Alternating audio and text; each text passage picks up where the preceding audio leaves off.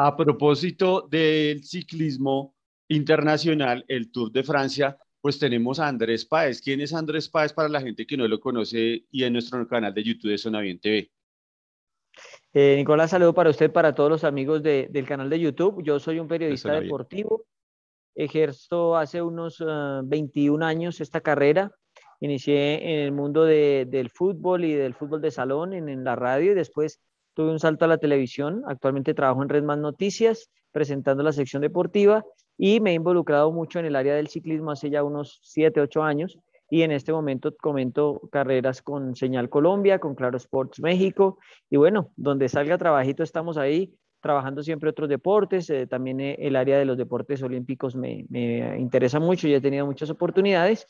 Y también a los que les gusta por ahí andar por YouTube, busquen Prensa Páez, es un canal ahí de culto que tengo donde doy opiniones también del deporte del pedal sobre todo.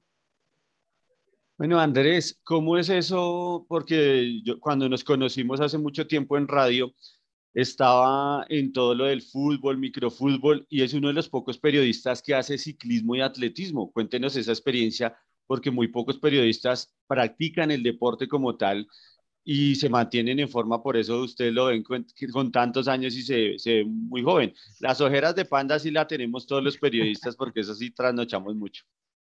Sí, es cierto. Bueno, no, es que el deporte pues ha sido parte integral de mi vida, ¿cierto? Siempre fui gomoso al principio más con el fútbol y con el micro mucho. Digamos que yo hubiese querido, y creo que nos pasa a muchos que estamos en esta profesión, hubiese querido ser de un deportista al 100%, ser deportista realmente.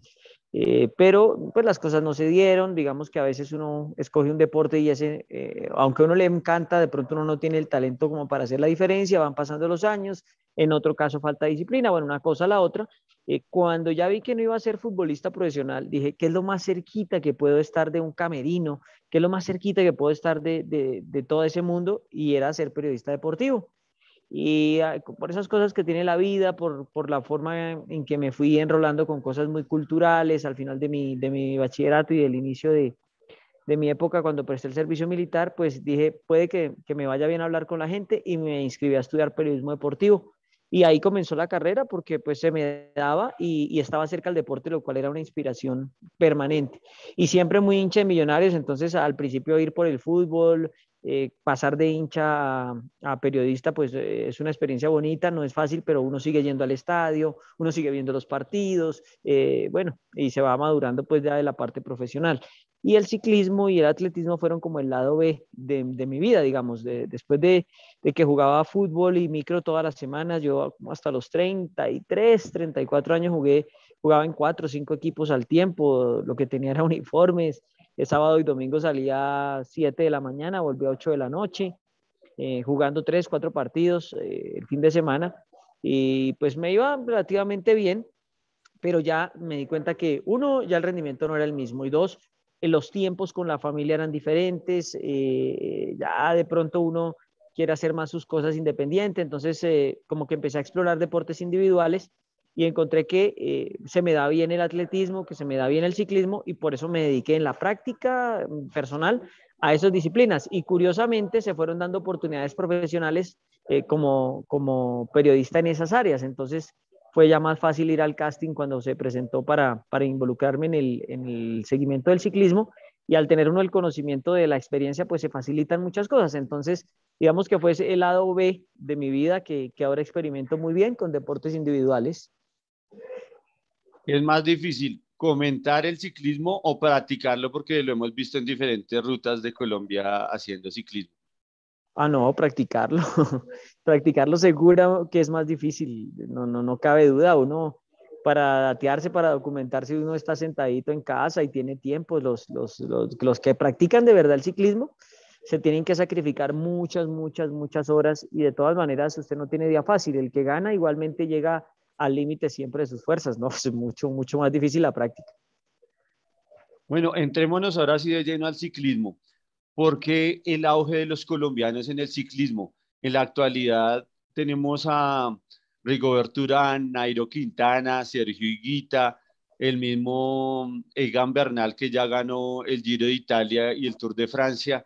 ¿Por qué tenemos ese auge que antes lo teníamos con muchos ciclistas como Herrera, Fabio Parra, entre otros. Que ciclistas buenos aquí en Colombia siempre los ha habido. Lo que no ha existido es en un momento la base de un ciclismo que diera la oportunidad que sus exponentes pudieran ir a competir a Europa, a mostrar lo que tenían, es decir, los del 50, los del 60 eran muy buenos ciclistas, pero no tenían dónde ir a correr. Lo más lejos que se iba era la Vuelta a México, porque aquí no había una federación organizada, porque no se conocía cómo funcionaba el ciclismo en Europa y no había salida. Entonces quedaron tapados. Y ya después cuando Cochise empieza a viajar, cuando empieza a pasarlo de en los 80, ya un equipo como el Pilas Barta que va a Europa directamente a representar a Colombia, pues es otra cosa porque esos mismos talentos ya pueden correr allá, que les faltaba aprender mucho, mucho, pero tenían la capacidad. Entonces, digamos que se abrió el mercado para los que usted menciona acertadamente, que abrieron pues esta gran brecha, esta gran historia, aparte de Cochise ya la época de Lucho Herrera, de Fabio Parra, de Patrocinio Jiménez. Después hubo un bache en los 90, pero no quiere decir que no hubiese buenos ciclistas colombianos. Lo que no había era, uno, seguimiento de la prensa, y dos, como no había equipo colombiano, no hubo la misma sensación en el país de presencia, pero ciclistas sabían. Mauricio Soler, si no se cae, ese triste día en la Vuelta a Suiza hubiese podido ser incluso un campeón de Tour de Francia.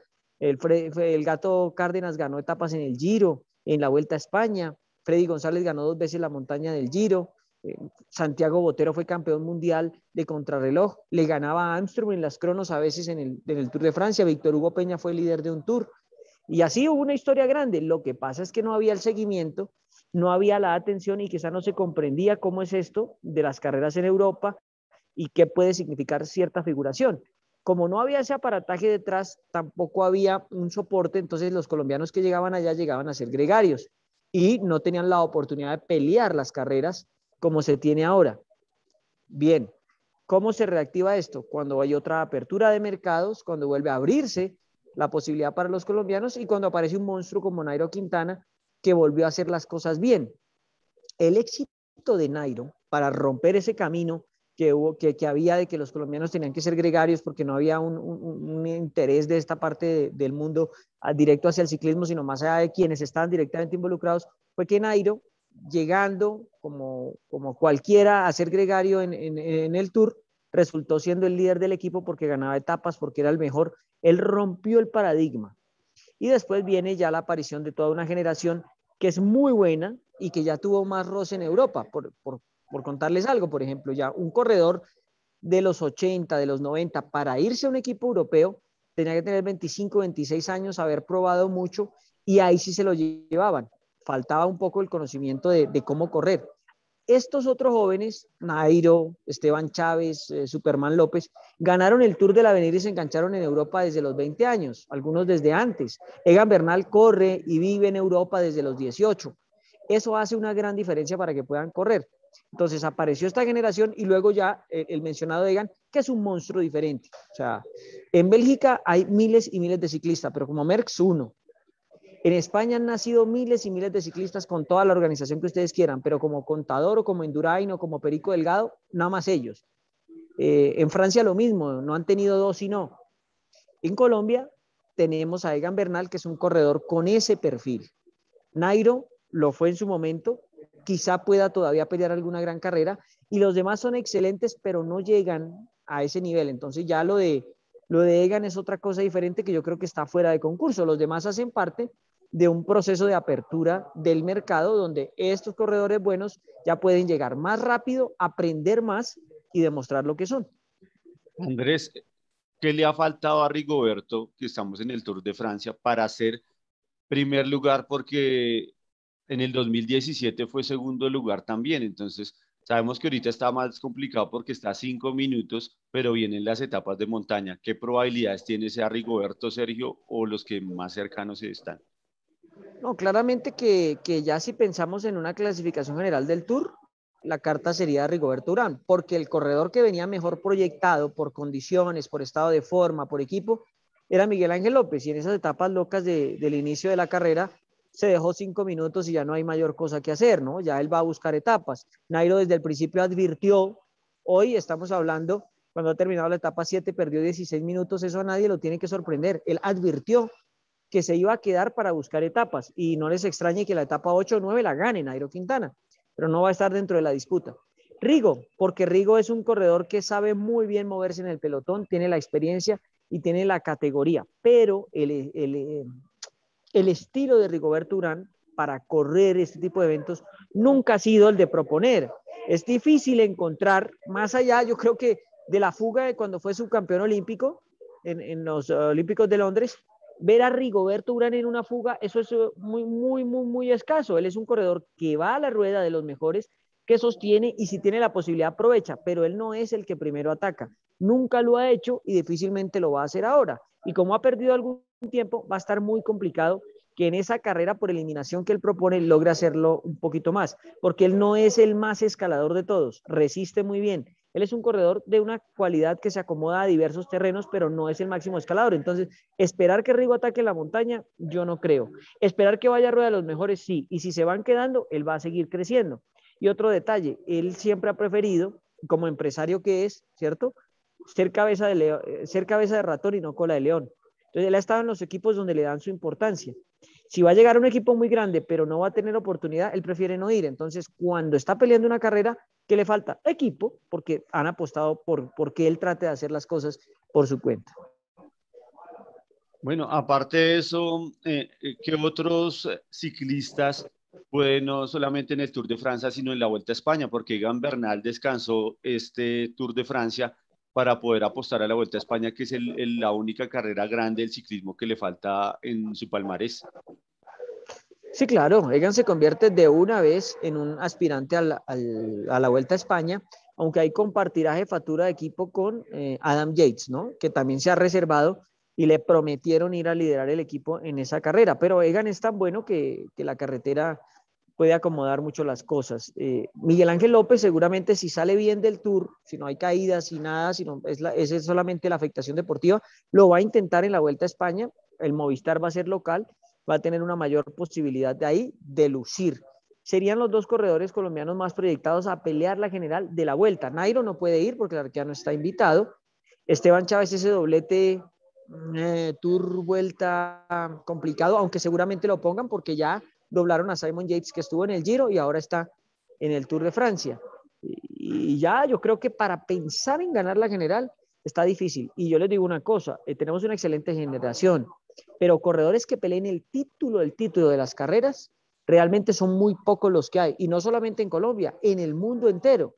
Son unas piezas de colección muy complicadas de obtener. Corredores buenos que te ganen etapas, que te hagan gran actuación, de esos hay un poquito más. Y de esos tenemos en Colombia. Pero pelear la general, eso es solamente para gente muy especial.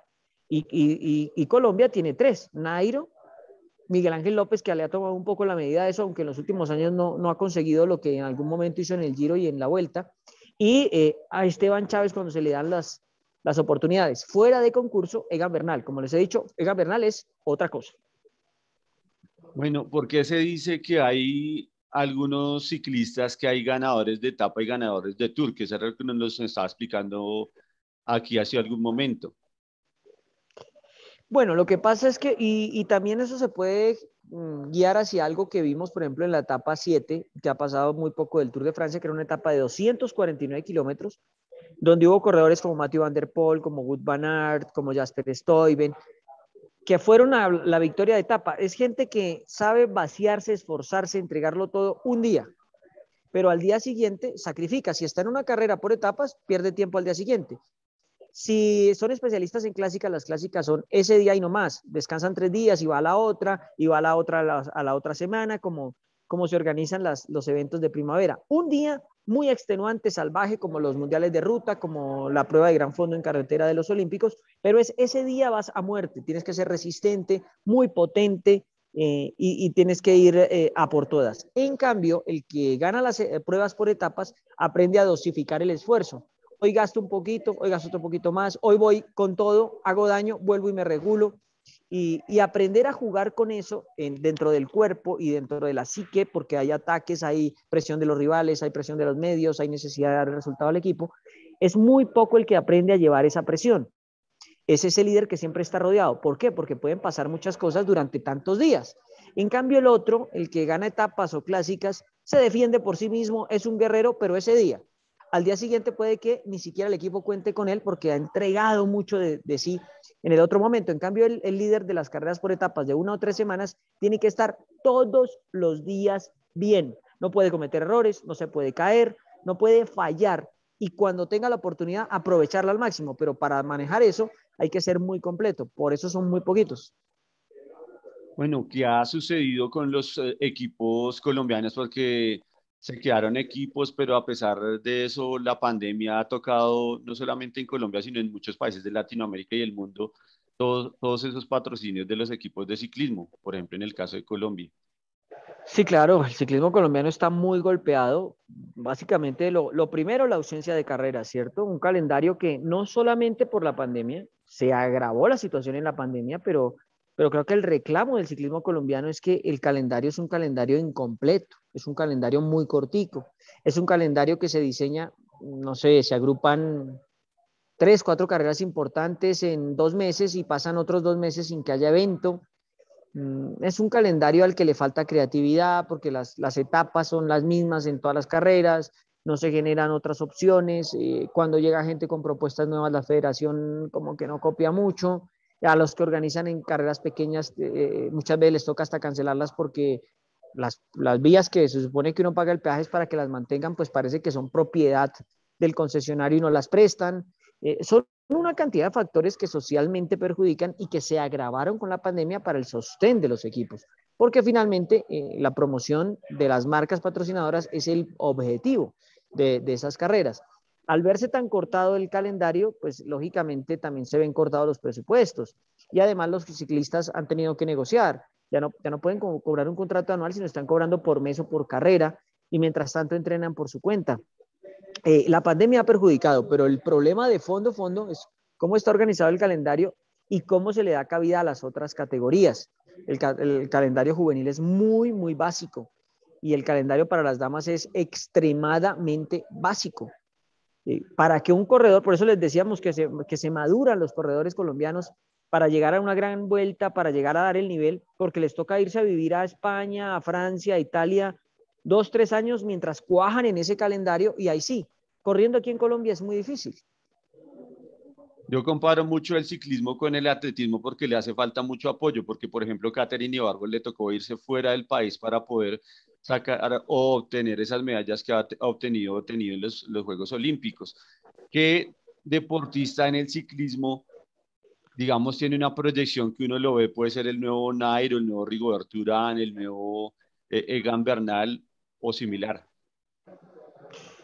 Mire que esa pregunta viene muy a colación con lo que ha ocurrido y es que mucha gente en el ciclismo colombiano está preocupada porque este boom, claro, eclipsa qué está pasando detrás. Y fíjese usted las actuaciones del equipo Colombia Tierra de Atletas sub-23 los últimos 2 años. No han sido buenas. No han sido buenas. Ahora se logró la invitación al Tour del Avenir, moviendo influencias porque originalmente no había sido invitada a la selección Colombia al Tour del Avenir. Y Colombia tiene que ser un representante, pero obligado en una carrera de esas. ¿Por qué no? Porque no hay presencia constante en el calendario europeo. Y tú lo decías, el caso de Katherine Ibargüen, el mismo caso de Anthony Zambrano. Si Anthony Zambrano se quedara solamente en la pista en Colombia, seguramente no tendría los resultados que tiene en Liga Diamante. Él tuvo que irse de Colombia para lograr. Los nadadores, hace poco clasificó Isabel Arcila a los Juegos Olímpicos. Isabela vive en Estados Unidos, porque allá es donde puede dar las marcas, donde puede tener el fogueo. A los nuestros en el ciclismo les toca irse a Europa, porque el nivel acá se vuelve engañoso por los trazados, por muchos factores que al final terminan yendo en contra. Entonces, igual de corredores hay. Germán Gómez es una gran carta porque Germán Darío Gómez hace bien la media montaña y hace bien la contrarreloj. Es un corredor que bien adaptado al ciclismo europeo puede dar mucho y él todavía está en el proceso. Pineda, el boyacense, también puede dar. Jesús David Peña, que viene de ganar la vuelta de la juventud. Pero no nos podemos engañar. Mire, le doy un caso clarito, clarito, que es Diego Camargo, que ganó el año pasado Vuelta de la Juventud y Vuelta a Colombia. Y dijimos, no, igualito a Fabio Parra, igualito a Oliverio Rincón. Y este año con el EF no ha pasado del puesto 80 en las carreras en que ha estado. Y es normal, él no había tenido ese paso por Europa a los 18, 16 años. Él ganó, hizo ese doblete fenomenal a los 22 y ya llegar a ese gran nivel cuesta y cuesta mucho, porque nos podemos llamar a engaños acá, siendo un gran ciclista, pero fíjese usted cómo son engaños. Entonces, los nombres pueden haber muchos, pero los procesos son el problema. Por último, Andrés, ¿cuál es su mensaje tanto para los atletas como para los ciclistas o los deportistas y para la gente que está arrancando en el periodismo deportivo y sus redes sociales y su canal de YouTube para cerrar esta entrevista tan amena que hemos tenido hoy? Bueno, no, a todos los que les gusta el periodismo deportivo, bienvenidos. Eso sí, esto se parece mucho a una maratón, es de largo aliento. En el primer kilómetro todo el mundo sale a toda velocidad y cree que puede ganarle a los demás. Y después en el 10 puede que ya esté entregándose. Si sale con calma, si sale preparado, si sabe para dónde va, puede que se demore, pero de que llega, llega. Entonces hay que entender el periodismo como una carrera de esas, de largo aliento, de mucha paciencia y de mucho sacrificio. Y a los atletas, a los deportistas, pues hombre, primero gracias por ser la razón de nuestra labor profesional y segundo los admiro porque uno que trata de acercarse un poquito a lo que hacen entiende lo difícil que es. Y bueno, me buscan como @PrensaPáez en Twitter, el canal de YouTube es Prensa Páez, con resúmenes de ciclismo, de atletismo, y ahí estamos conectados en Instagram igualmente Prensa Páez. Un abrazo para todos. Gracias y conectados con Sonaviento.